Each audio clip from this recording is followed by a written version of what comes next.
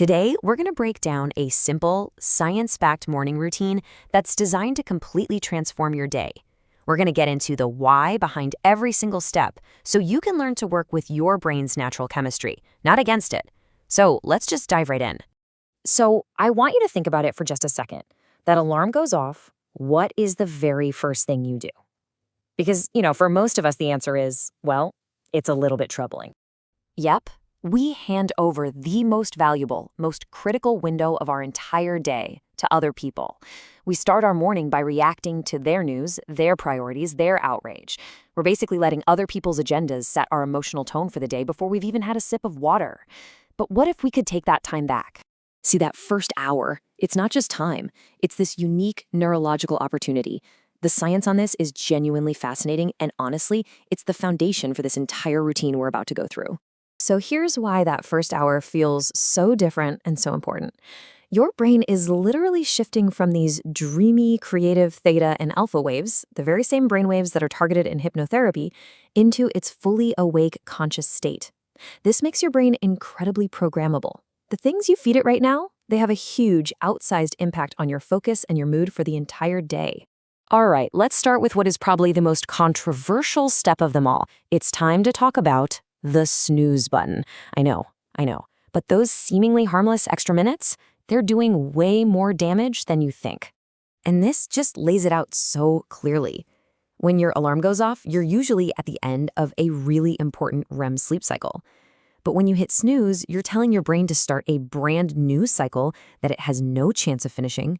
The result is something scientists call sleep inertia, that groggy, foggy-headed feeling that can literally last for hours. You're not actually getting more rest, you're just creating a ton of neurological confusion. So what's the alternative to a horrible, jarring alarm sound? You gotta try this little brain trick. Tonight, before you go to bed, record a short voice memo from your future self. And not some generic hype, make it specific. Something like, hey, it's me, get up. Today is one of the days that got us to where we wanted to go. Don't hit snooze. Your brain just doesn't expect to hear your own voice, and that novelty breaks the autopilot and creates curiosity instead of dread. And pro tip, putting your phone across the room forces you to get up, which is half the battle right there. Okay, moving on to the next two steps. These are all about using powerful, totally natural signals from our environment to tell our body that, hey, the day has officially begun. This one right here might be the single most impactful habit on the entire list. And the best part? It costs absolutely nothing.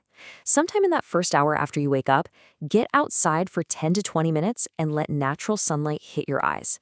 And no, looking through a window does not count. You gotta get out there. Now here's the crucial part.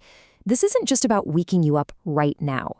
That light hitting your retina actually triggers a healthy morning pulse of cortisol, which is a good thing in the morning. It makes you alert.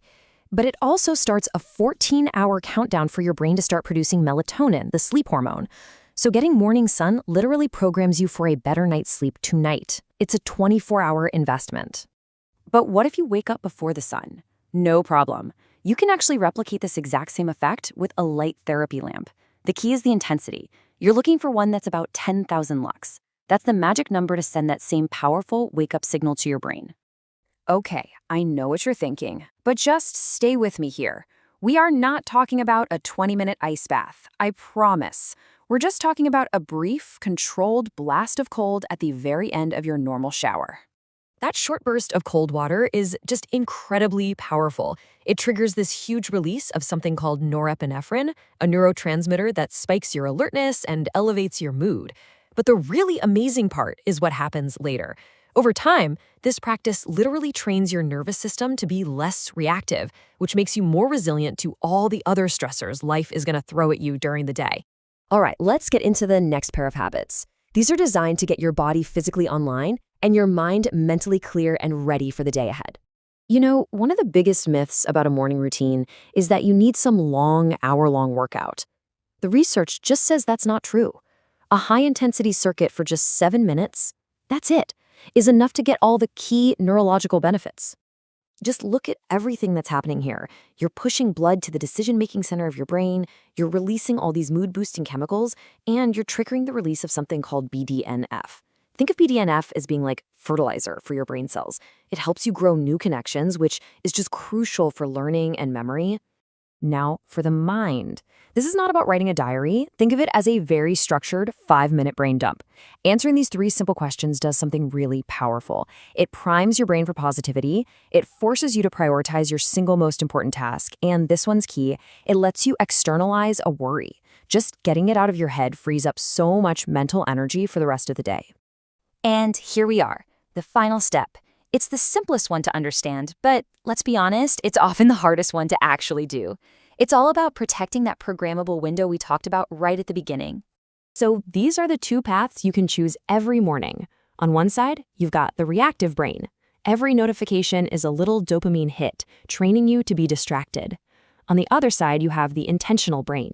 By delaying your phone, you protect your focus, and you get to set your own emotional tone for the day. So the goal here is to wait 60 to 90 minutes. That gives your brain enough time to fully wake up and set its own agenda. And hey, here's a little bonus tip. If you can delay your morning coffee for that same amount of time, it will be way more effective, and you'll probably avoid that dreaded afternoon crash. So we have covered 6 powerful science-backed steps. But listen, the key here isn't to be perfect. The key is just to start. And this is probably the most important piece of advice in this entire thing. Do not try to do all 6 of these things tomorrow morning. That is just a recipe for failure. Just pick one. Maybe it's getting sunlight, or finally ending the snooze button. Master that for a week, and then add another one. You just gotta build that momentum. Look, this isn't just about interesting information. It's about taking action. So the real question is, what is the one small change you are going to make tomorrow morning to start taking back your most valuable, most programmable window of the entire day?